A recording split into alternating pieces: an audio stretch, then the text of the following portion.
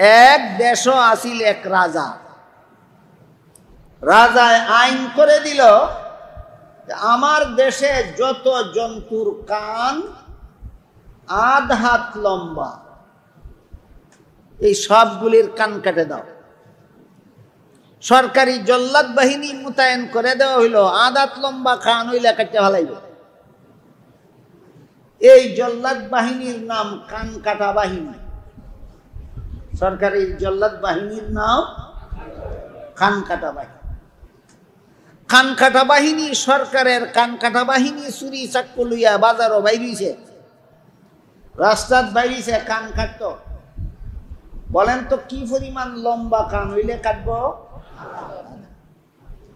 খবর পাইয়া ভেড়ার পাল দেশ থেকে পলায়ন করার জন্য, দেশান্তর হওয়ার জন্য রওনা হয়ে গেছে। মেরার পাল দেশ থেকে বাক্ত রওনা হইছে কান কাটা বাহিনীর ডরে। রাস্তাত খরগোশের সাথে দেখে, রাস্তাত খরগোশের সাথে দেখে। খরগোশে মেরার ফালডে জিগায় কই যাস? কয় দেশ থেকে বাগতাম। কেনে? কয় খান কাটা বাহিনী, জানস না? কান কাটা জল্লাদ বাহিনী আইতাছে, কান কাটিলেই।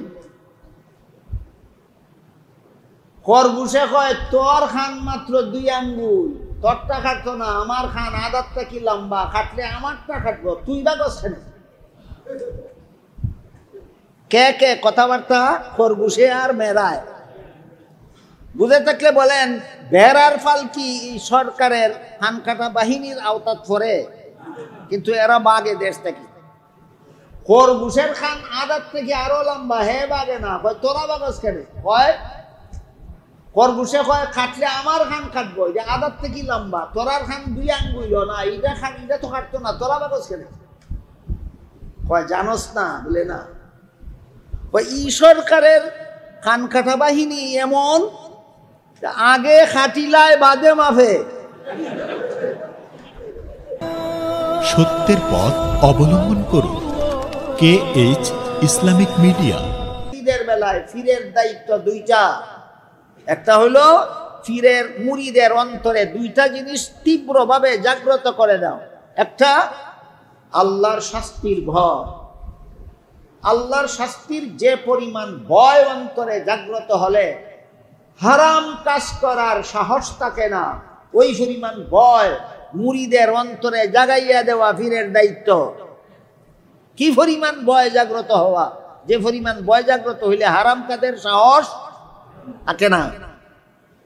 ভালো রকম মনে রাখবেন, আল্লাহর যে পরিমাণ ভয় অন্তরে জাগ্রত হলে হারাম কাজের সাহস থাকে না, এতটুকু ভয় জাগ্রত করা সমস্ত মুসলমানদের উপর ফরজ। এতটুকু ভয় জাগ্রত করা সমস্ত মুসলমানদের উপর ফরজ। এই ভয়টা মুরিদের অন্তরে জাগাইয়া দেওয়া পীরের দায়িত্ব। কাজেই পীরের মুরিদ যদি আল্লাহকে এমন ভয় করে যে কারণে হারাম কাজের সাহস থাকে না, তাহলে পীরে মুরিদের আমানত রক্ষা করলো।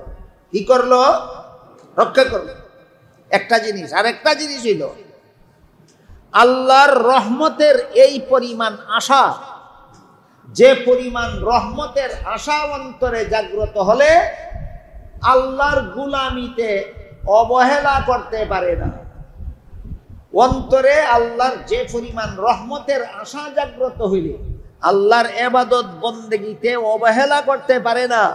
ওই পরিমাণ রহমতের আশা মুরিদের অন্তরে জাগাইয়া দেওয়া, এটাও পীরের দায়িত্ব। বুঝে থাকতে বলেন মুরিদের ব্যাপারে পীরের দায়িত্ব কটা? 2টা। এই 2 ব্যাপারে মুরিদ পীরের কাছে আমানত। এই 2 ব্যাপারে মুরিদ পীরের কাছে আমানত। আর যদি পীর সত্যিকারের পীর না হইয়া পীর যদি ভণ্ড হয়, তাইলে মুরিদ পীরের কাছে আমানত না, পীর হইল মুরিদের কাছে আমানত। পীর যদি খাঁটি না হইয়া ভণ্ড হয়, তাহলে মুরিদ পীরের কাছে আমানত না পীর মুরিদের কাছে আমানত? পীর মুরিদের কাছে আমানত। এখন পীরের আর কোনো দায় দায়িত্ব নাই, দায় দায়িত্ব আছে শুধু মুরিদের। কি দায়িত্ব? মুড়ি দেখালি দিত আর হে খালি খাইতো। মুড়ি দেখালি দিত আর হে খালি। কাজেই কামিল ফির আর বন্ড ফির এই আমানত চিনলেই পরিষ্কার ভাবে চিনা যাবে কোন ফির কামিল আর কোন ফির ভণ্ড। মা বাবার কাছে সন্তান আমানত, স্বামীর কাছে স্ত্রী আমানত, উস্তাদের কাছে ছাত্র আমানত, পীরের কাছে মুরিদ আমানত।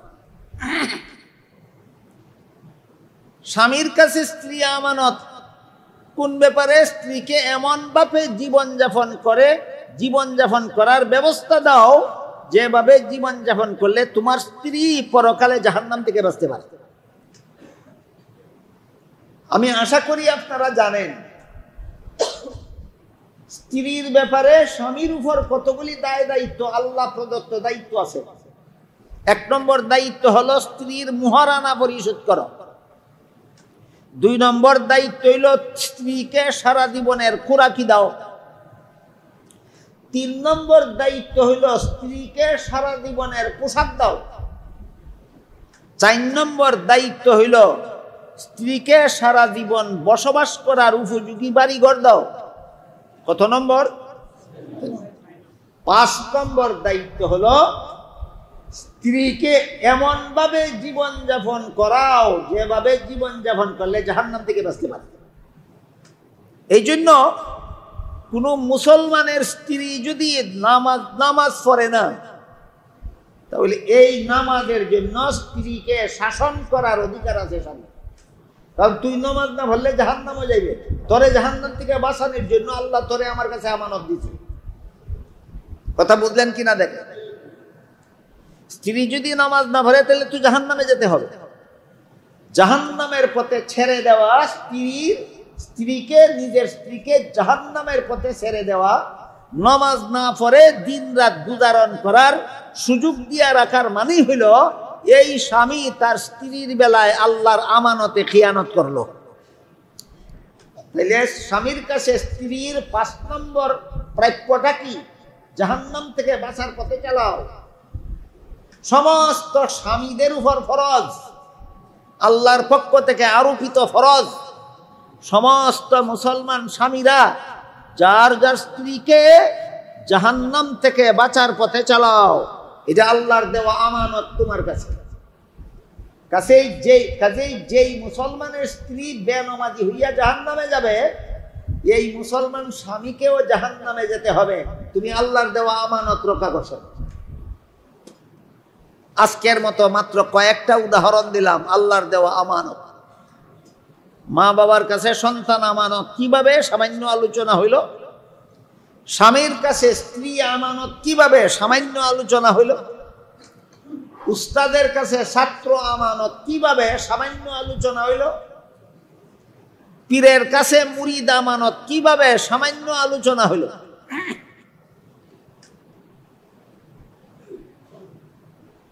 আরো অনেকগুলি আমানত রয়েছে, সবগুলি একদিনে আলোচনা করার সুযোগ নেই।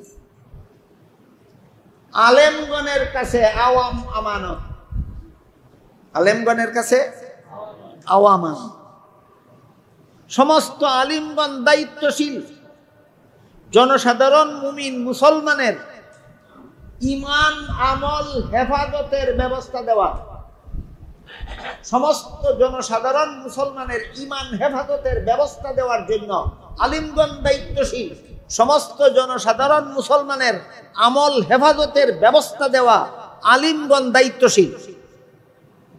সমাজের কোনো আলিম যদি জনগণের ইমান হেফাজতের ব্যবস্থা করে না, কোনো আলিম যদি সমাজের মুসলমানদের আমল হেফাজতের কথা বলে না, এই আলেম আল্লাহর দেওয়া আমানত রক্ষা করে না। এই আলিমে আল্লাহর দেওয়া আমানত রক্ষা করে না। আলেমগণের কাছে জনগণ আমানত। আলেমগণের কাছে কারা আমানত? জনগণ আমানত। কত ব্যাপারে? 2 ব্যাপারে। ইমান হেফাজতের ব্যবস্থা করো, আমল হেফাজতের ব্যবস্থা করো। আলেমদের উপর ফরজ সব সময় জনগণ মুসলমানের ইমান কিভাবে হেফাজত থাকবে তার ব্যবস্থা প্রদান করা। জীবনভর সাধারণ মুমিন মুসলমানের আমল কিভাবে হেফাজতে থাকবে তার ব্যবস্থা দেওয়া আলেমগণের প্রতি ফরজ।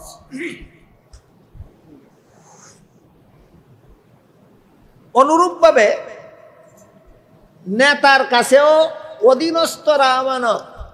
নেতার কাছে কারা আমানত? অধীনস্থরা আমানত।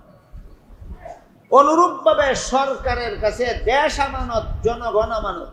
সরকারের কাছে দেশ আমানত, জনগণ আমানত। দেশের ক্ষতি হওয়ার মতো কোনো কাজ যেন কেউ করতে না পারে, এই ব্যাপারে সরকারের সতর্ক থাকতে হবে। সরকারের অবহেলার কারণে কেউ যদি দেশের ক্ষতি সাধন করে, আল্লাহর দেওয়া আমানত এই সরকার রক্ষা করলো না, কিয়ামতের দিন আল্লাহর কাছে জবাব দিতে হবে। জনগণ সরকারের কাছে কি আমানত? জনগণ যেভাবে জীবনযাপন করলে পরকালে জাহান্নাম থেকে বাঁচতে পারবে, ওই রকম জীবনযাপনের ব্যবস্থা দিতে হবে, তবেই সরকার আল্লাহর দেওয়া আমানত রক্ষা করবে। আর কোন সরকার যদি মনে করে জনগণ বেনমাজি হইয়া জাহান্নামে গেলে, জনগণ সুদখোর হইয়া জাহান্নামে গেলে, জনগণ ঘুষখোর হইয়া জাহান্নামে গেলে, জনগণ মদখোর হইয়া জাহান্নামে গেলে, জনগণ গাঞ্জাখোর হইয়া জাহান্নামে গেলে আমার কিছু আসে যায় না, আমার শুধু ভোটের দরকার আর ট্যাক্সের দরকার, এমন সরকার যদি হয়, এই সরকারের কাছে যে জনগণকে আল্লাহ আমানত দিয়েছিলেন, এই সরকার জনগণের আমানতে খিয়ানত করবে।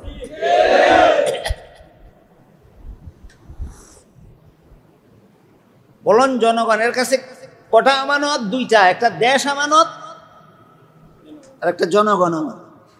সরকারের কাছে দেশ আমানত, আল্লাহর দেওয়া আমানত। সরকারের কাছে জনগণ, আল্লাহর দেওয়া আমানত।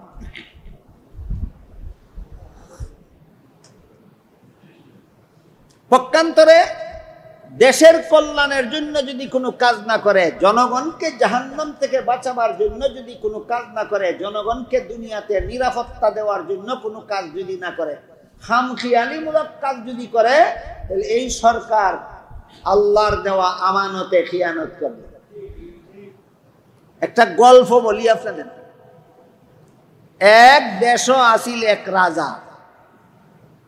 রাজায় আইন করে দিল, আমার দেশে যত জন্তুর কান আধ হাত লম্বা, এই সবগুলির কান কেটে দাও। সরকারি জল্লাদ বাহিনী মোতায়েন করে দেওয়া হইল, আধ হাত লম্বা কান হইলে কেটে ফেলাইল। এই জল্লাদ বাহিনীর নাম কান কাটা বাহিনী। সরকারি জল্লাদ বাহিনীর নাম কান কাটা বাহিনী। কান কাটা বাহিনী, সরকারের কান কাটা বাহিনী চুরি চাক্কু লইয়া বাজারও বাইরিছে, রাস্তাত বাইরিছে, কান কাটত। বলেন তো কি পরিমাণ লম্বা কান হইলে কাটব? খবর পাইয়া ভেড়ার পাল দেশ থেকে পলায়ন করার জন্য, দেশান্তর হওয়ার জন্য রওনা হয়ে গেছে। মেরার পাল দেশ থেকে বাক্ত রওনা হইছে, কান কাটা বাহিনীর ডরে। রাস্তাত খরগোশের সাথে দেয়, রাস্তাত খরগোশের সাথে দেয়। খরগোশে মেরার ফালডে জিগায়, কই যাস? কয় দেশ থেকে বাগতাম। কেনে? কয় খান কাটা বাহিনী, জানস না? কান কাটা জল্লাদ বাহিনী আইতাছে, কান কাটিলেই। খরগোশে কয় তোর খান মাত্র 2 আঙ্গুল, তোরটা কাটতো না, আমার খান আদারটা কি লম্বা, কাটলে আমারটা কাটবো, তুই বাগস। কে কে কথাবার্তা? খরগোশে আর মেরায়। বুঝে থাকলে বলেন, ভেড়ার ফাল কি সরকারের খান কাটা বাহিনীর আওতাত পড়ে? কিন্তু এরা বাগে দেশ থেকে।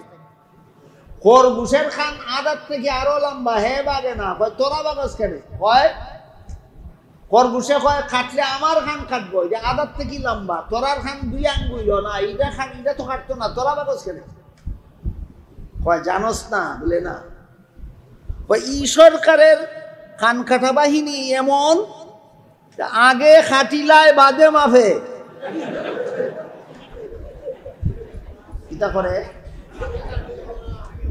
কিতা করে আগে খাটি ইলাখান সরকার যদি ওই তাহলে আল্লাহর দেওয়া আমানত রক্ষা হইল না কিতা কোন চাব আগে খাটিলায় বাদে মাম আগে ঢুকাই দেয় বাদে মামলা দেয়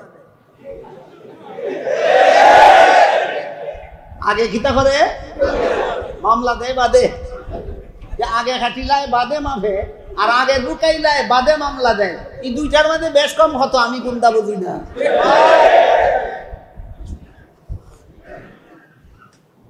রাসূল বলেন আলা কুল্লুকুম রাইন ওয়া কুল্লুকুম মাসউলুন আন রাইয়াতিহি তোমাদের প্রত্যেকেই আমানতদার দায়িত্বশীল প্রত্যেককেই যার যার দায়িত্ব সম্পর্কে শেষ বিচারের দিন আল্লাহর কাছে জবাব দিতে হবে এটা কত নম্বর কর্মসূচি 5 নম্বর আল্লাহ বলেন হে মুমিন মুসলমান তোমরা যদি সফল জীবন লাভ করতে চাও 1 নম্বরে নামাজে মনোযোগী হও 2 নম্বরে অনর্থক কাজ ছেড়ে দাও 3 নম্বরে আত্মা পবিত্র করো 4 নম্বরে চরিত্র হেফাজত করো 5 নম্বরে আমানতে খিয়ানত করো আমানত রক্ষা করো আজকে এই পর্যন্ত হইল ইনশাআল্লাহ আগামী বছর হইব 6 নম্বর